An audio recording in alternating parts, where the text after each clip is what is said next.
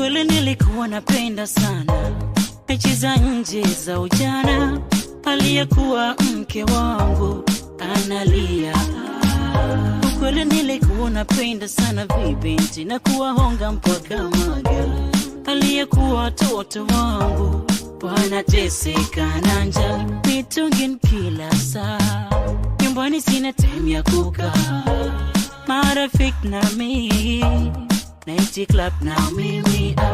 Ukweli nilikuwa napenda sana mechi za nje za ujana, aliyekuwa mke wangu analia.